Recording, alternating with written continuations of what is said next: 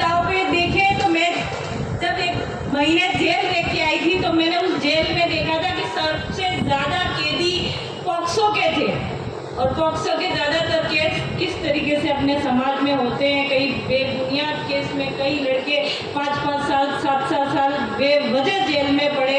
उनको जब देखते हैं तो पूछते हैं कि उनके घर से भी उन्हें कोई पूछने नहीं आता है, और केस कभी कभी कुछ पैसों की लालच में हो जाता है।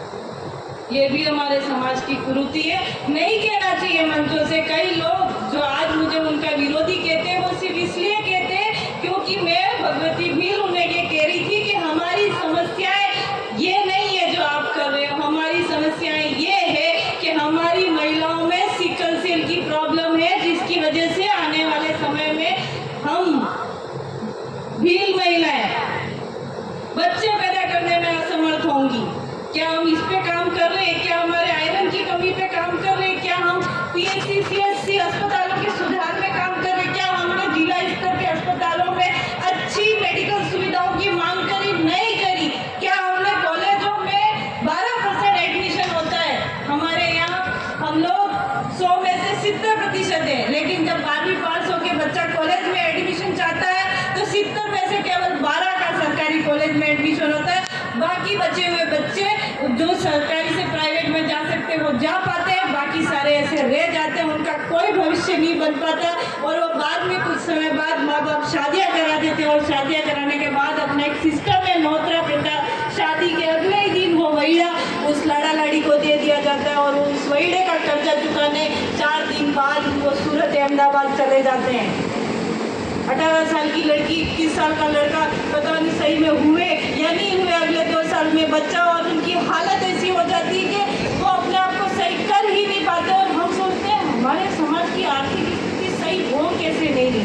जो बच्चा या कोई काम कर सकता था, जो बच्चा या कोई बेहतर कॉलेज में पढ़ के अपने आप को मजबूत कर सकता था, वो बच्चा सूरत अहमदाबाद में केवल पत्थर तोड़ने के लिए लायक मजबूत बन के रह जाता है, और हम इस और कभी ध्यान नहीं देते। दिया क्या हमने ध्यान? हमारा पलायन कम हुआ क्या? हमारे क्षेत्र में आज बहुत से समाज सेवक है, क्या हमने किसी को रोजगार दिया? मतलब क्या हमारी वजह से किसी और का घर चल रहा है? समाज सेवा की परिभाषा में मेरी एकमात्र परिभाषा है, अगर आपकी वजह से किसी और का घर चल रहा है, किसी और की आजीविका चल रही है, इसका मतलब आप समाज सेवक हैं। मंचों पे हम बहुत बड़ी बातें करते हैं। हमारे क्षेत्र की अन्य भी बहुत सारी समस्याएं हैं। आज हमारा युवा IAS RS बनना ही नहीं चाहता है, वो सिर्फ सरपंच प्रधान और विधायक बनना चाहता है। सरपंच प्रधान और विधायक 5 साल में एक बार एक ही बनता है, लेकिन IAS कितने बन सकते थे, RS कितने बन सकते थे, SI कितने बन सकते थे, कांस्टेबल कितने बन सकते थे? हमारे लोग केवल रीट की मास्टर पात्रता परीक्षा पास होना चाहते हैं। हम जानना ही नहीं चाहते हैं कि केंद्र सरकार में कितनी प्रकार की भर्तियां हैं।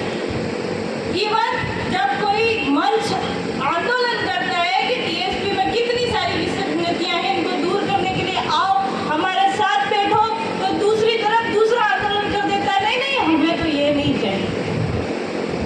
मध्य प्रदेश में कई संगठन है, लेकिन वो लोग जब सामाजिक मुद्दों पे काम करते हैं तो सबके सब एक हो जाते हैं। वो कांग्रेस BJP PDP बाप आप कुछ नहीं देखते, लेकिन हमारे यहाँ किसी की शादी में भी जाते हैं तो पास में खड़ा वाला व्यक्ति यूँ कहता है कि इसके साथ फोटो नहीं खिंचवाना, ये तो कांग्रेस के हैं, ये BJP के हैं, ये बाप के हैं। समाज से मतलब होना चाहिए, पार्टियां आती जाती रहती है, इतनी सी बात हमारे लोग समझना नहीं चाहते। कई सारे लोगों को लगता है कि मैं केवल विरोध करने के लिए बनी हूँ। एक्चुअली मैं विरोध करने के लिए नहीं बनी हूँ। हमारी आधी सी समस्या है ये सरकारी नौकरी लगे लोग जो लग गए और दोबारा गांव में आके देखा ही नहीं कि अड़ोस पड़ोस में क्या हो रहा है, गांव में क्या प्रॉब्लम हो रही। काश कि इन सरकारी नौकरों ने गाँव को देखा होता। बस लग गए और शहरों में फ्लैट टाइप बना लिया, उन्हें लगता है हम उन गांव वालों से बहुत बेहतर। कोई बात नहीं, आप बेहतर हो, लेकिन वापस आते हैं तो गांव में गरीब लोगों को कहते हैं और तुम्हें तो बिगड़ा रह गया है। कई सारों को कहते सुना है। मैं यहाँ बेफिजूल की बातें नहीं करूँगी, पूरे देश में लोगों को देख चुकी हूँ, पूरे देश के आदिवासियों को जान चुकी और अपने कामों से इतनी बदनाम भी हो चुकी हूँ कि फिर मंच पे आके बेफिजूल बातें करके मनोरंजन नहीं देना है मुझे। ऐसे लोग करते हैं, हाँ इधर आदिवासी रह गया, ईद बिलरण रह गया, बहुत सी समस्याएं। इस मंच का मैं शुक्रगुजार हूँ कि आपने मुझे बुलाया, मुझे सुना, और इन तमाम समस्याओं पे उम्मीद करती हूँ कि आप लोग कहीं बैठे तो पास वाले से ये सोच के ना मिले कि वो किस पार्टी का है। ये सबसे बड़ी समस्या बनती जा रही है। वो जयराम जी बोल रहा है तो उसे बीजेपी से ना जोड़े, वो जय जोहार बोल रहा है तो उसे बाप से ना जोड़े।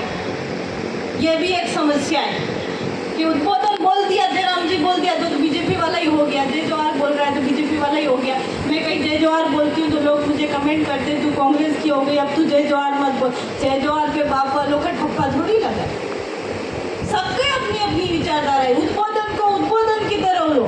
सामने वाले ने हमें जय गुरु बोल दिया तो बोल दो जय गुरु, सामने वाले ने हमें जोहार बोल दिया तो बोल दो जोहार, सामने वाले ने हमें जयराम जी बोल दिया तो बोल दो। बोलने से किसी का कुछ नहीं जाता है। जाता है क्या? समस्याएं शिक्षा की है, समस्याएं चिकित्सा की है, समस्याएं आने वाले बच्चों के फ्यूचर की है, समस्याएं हमारे खाद्यान्न की है। अभी जो मौसम चल रहा है, बेमौसम बारिश हो रही है, बेमौसम ज़रूरत से ज़्यादा गर्मी हो रही है, इसमें हमारा बना बनाया जो उत्पादन किया हुआ अनाज है वो बिगड़ जा रहा है। जो भिजवाने के लिए हमने अनाज रखे थे वो इस बारिश में बिगड़ गया। अब हम सोच रहे हैं कि बारिश हो रही तो